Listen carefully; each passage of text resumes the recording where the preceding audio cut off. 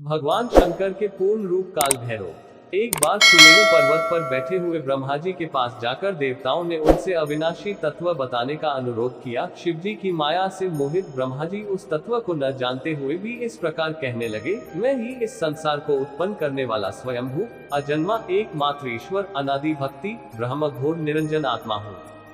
मैं ही प्रवृत्ति और निवृत्ति का मूलाधार सर्वलीन पूर्ण ब्रह्म हूँ। ब्रह्मा जी ऐसा कि पर मुनि मंडली में विद्यमान विष्णु जी ने उन्हें समझाते हुए कहा कि मेरी आज्ञा से तो तुम सृष्टि के रचयिता बने हो, मेरा अनादर करके तुम अपने प्रभुत्व की बात कैसे कर रहे हो। इस प्रकार ब्रह्मा और विष्णु अपना अपना प्रभुत्व स्थापित करने लगे और अपने पक्ष के समर्थन में शास्त्र वाक्य उद्धृत करने लगे। अंततः वेदों से पूछने का निर्णय हुआ तो स्वरूप धारण करके आए चारों वेदों ने क्रमशः अपना मत 6 इस प्रकार प्रकट किया। ऋग्वेद जिसके भीतर समस्त भूत निहित है तथा जिससे सब कुछ प्रवत होता है और जिसे परमात्मा कहा जाता है, वह एक रुद्र रूपी है। यजुर्वेद जिसके द्वारा हम वेद भी प्रमाणित होते हैं तथा जो ईश्वर के संपूर्ण यज्ञों तथा योगों से भजन किया जाता है, सबका दृष्टा वह एक शिव ही है। सामवेद जो समस्त संसारी जनों को भरमाता है, जिसे योगी जन ढूंढते हैं और जिसकी भांति से सारा संसार प्रकाशित होता है, वे एक त्रयंबक शिव जी ही है। अथर्ववेद जिसकी भक्ति से साक्षात्कार होता है और जो सब या सुख दुख अतीत अनादि ब्रह्म है, वे केवल एक शंकर जी ही है।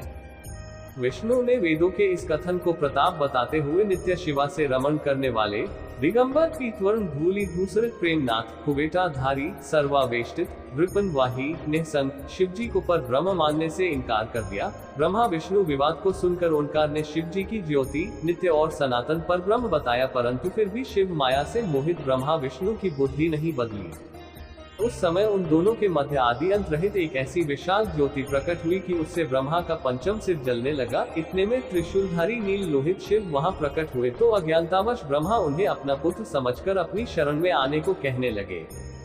ब्रह्मा की संपूर्ण बातें सुनकर शिवजी अत्यंत क्रुद्ध हुए और उन्होंने तत्काल भैरव को प्रकट कर उससे ब्रह्मा पर शासन करने का आदेश दिया। आज्ञा का पालन करते हुए भैरव ने अपनी बाईं उंगली के नखाग्र से ब्रह्मा जी का पंचम सिर काट डाला। भयभीत ब्रह्मा शतरुद्री का पाठ करते हुए शिवजी के शरण हुए। ब्रह्मा और विष्णु दोनों को सत्य की प्रतीति हो गई और वे दोनों शिवजी की महिमा का गान करने लगे। यह देखकर शिवजी शांत हुए और उन दोनों को अभयदान दिया।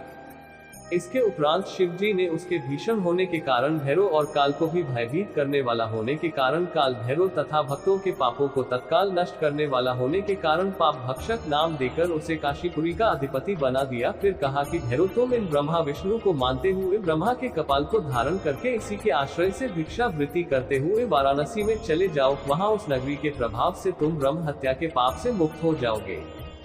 शिवजी की आज्ञा से भैरव जी हाथ में कपाल लेकर ज्यों ही काशी की ओर चले, ब्रह्म हत्या उनके पीछे पीछे हो चली। विष्णु जी ने उनकी स्तुति करते हुए उनसे अपने को उनकी माया से मोहित न होने का वरदान मांगा। विष्णु जी ने ब्रह्म हत्या के भैरव जी के पीछा करने की माया पूछना चाही तो ब्रह्म हत्या ने बताया कि वह तो अपने आप को पवित्र और मुक्त होने के लिए भैरव का अनुसरण कर रही है।